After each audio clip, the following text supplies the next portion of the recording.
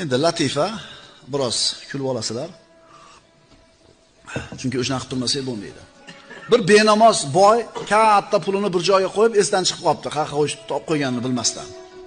Benamoz dinsiz boy u qilibdi, bu qilibdi topa olmasmish.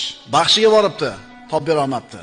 Kohinga boribdi, top bera olmabdi. Xullas ekstrasensga boribdi, top bera olmabdi. Variant qolmabdi. Lyuboy variantni qiladi, chunki nima yo'qolyapti?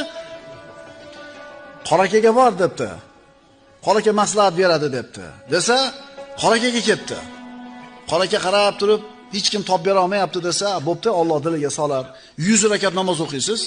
100 rakat namoz o'qigandan keyin duo qilasiz, Alloh bir qalbingizga soladi debdi. Xullas ertasi kuni hali boy topibdi pulini. Sovg'ani ko'tarib, bir qandaydir qismini ko'tarib ketdi. Domla rahmat, mana sizning maslahatingiz bilan pulimni topdi, mana uni oling mendan hadiya debdi.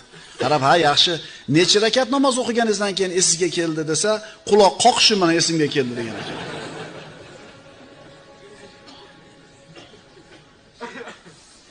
Chunki u namoz o'qishdan maqsadi pulini topish edi. Qoraka aytgan ekan, ha, o'zimga aytuvdim, shayton senga bir rakat ham namoz o'qitmaydi deb. Xo'p, namozga keldik. Nima uchun? So'raylar o'zingizlardan. Namozga turdingiz nima uchun?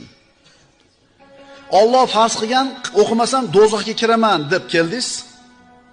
Bu bitta variant, qulning ibodati. Yoki ikkinchi variant, men namoz o'qisam Alloh menga jannatni beradi deysiz. Bu savdogarning varianti.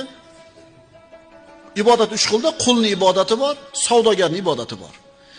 Jazodan qo'rqib turib qilingan ibodat, xuddi qul sayyididan qo'rqib xizmat qilgandek.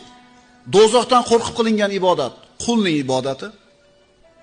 Jannatdan umid qilib qilingan ibodat, savdogarning ibodati. Endi uchinchisi oshiqning ibodati.